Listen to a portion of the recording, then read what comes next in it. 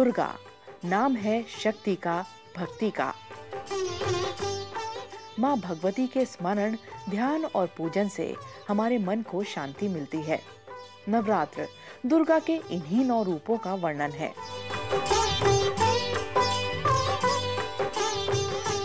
रूपक के द्वारा हमारे शरीर को 9 मुख्य द्वारों वाला कहा गया है।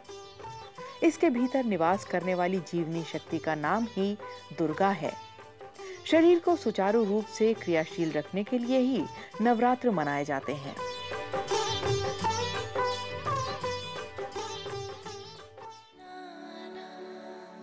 माँ दुर्गा की 8वीं शक्ति का नाम महागौरी है।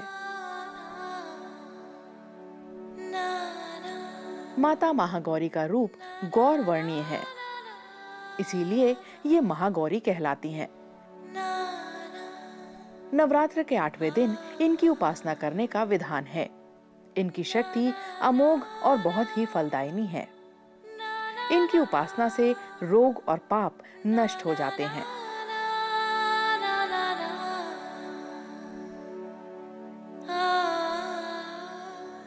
माँ दुर्गा का 8वां स्वरूप महागौरी का स्वरूप है। नवरात्रियों में 8वें दिन इनकी पूजा होती है। इन्हें महागौरी कहा जाता है, यानी इनकी गौरता प्रसिद्ध है। इन्होंने शिव जी से विवाह करने के लिए हठ धारण की थी और उसके लिए कठिन तपस्या की थी। इनकी इस कठिन तपस्या से प्रसन्न और संतुष्ट होकर भगवान शिव ने इन्हें दर्शन दिए। पुराणों में वर्णित है कि माता की कठिन और कठोर तपस्या के कारण उनके शरीर का रंग काला हो गया। इस काले रंग को पुनः उज्ज्वलित करने के लिए शिव भगवान ने गंगा जी का पवित्र जल इनके ऊपर प्रवाहित किया और इनको स्नान कराया, और इस स्नान से वो कांतिमान हो उठी और इतना गौरव वर्ण हो गया कि उन्हें महागौरी के नाम से जाना जाता है। महागौरी की 4 भुजाएं हैं। इनका वाहन वृषभ है। इनके ऊपर के दाहिने हाथ में अभय मुद्रा और नीचे वाले दाहिने हाथ में त्रिशूल है। ऊपर वाले बाएं हाथ में डमरू और नीचे के बाएं हाथ में वर मुद्रा है। इनकी मुद्रा अत्यंत ही शांत है। इनकी उपासना से असंभव कार्य भी संभव हो जाते हैं।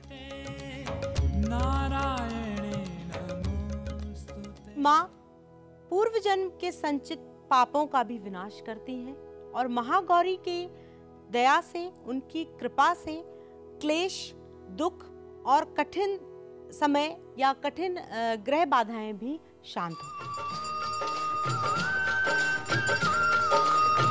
माँ दुर्गा की 9वीं शक्ति सिद्धिदात्री है।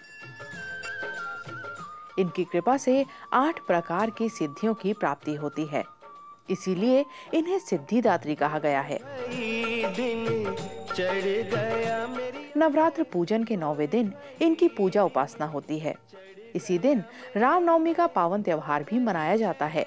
इस दिन विधि विधान और पूरी निष्ठा के साथ साधना करने वाले साधक को सभी सिद्धियों की प्राप्ति होती है।